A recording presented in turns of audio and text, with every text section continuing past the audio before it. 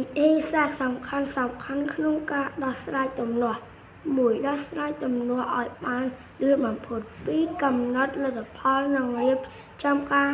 ទំនាក់ទំនង3គោរពសិទ្ធិនិងគោរពជំនឿរបស់អ្នកដទៃ4យល់ពីអារម្មណ៍និងតម្រូវការរបស់អ្នកដទៃ5បញ្ហាតម្រូវការនិងអារម្មណ៍របស់អ្នក6រួមគ្នាបង្កើតដំណាំដោះស្រាយឈ្នះឈ្នះ7វាយតម្លៃដំណើរការនិងលទ្ធផលយុទ្ធឈ្នះក្នុងការដោះស្រាយទំនាស់1ពិនិត្យបញ្ហាឡើងវិញហើយដាក់គោលដៅ2បង្កើតជម្រើសផ្សេងដែលអាចធ្វើទៅបាន3ជ្រើសរើសនៅដំណោះស្រាយល្អបំផុតទាំងអស់គ្នា4ចូលរួមបង្កើតផែនការដំណោះស្រាយ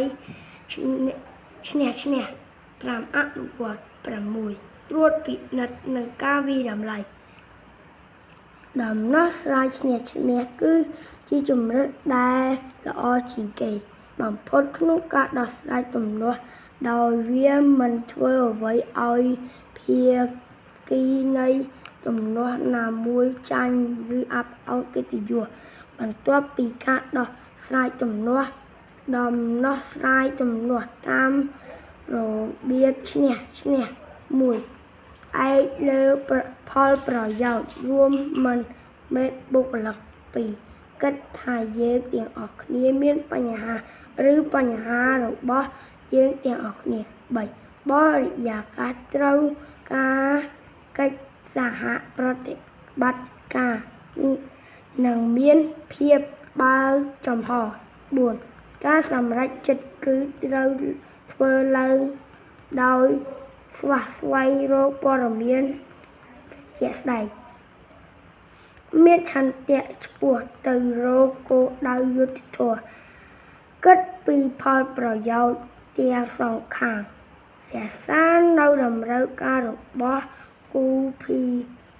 គីទាំងសងខាង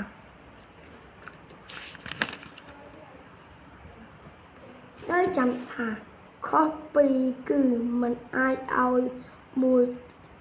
ត្រូវបានទេ73%នៃគន្លឹះសមត្ថភាពដើម្បីទទួលជោគជ័យក្នុងការដោះស្រាយទំនាស់គឺអារម្មណ៍នៅពេលដែលអារម្មណ៍ស្ថិតនៅក្នុងទំនាស់ជាមួយនឹងគោលបំណងជាទូទៅ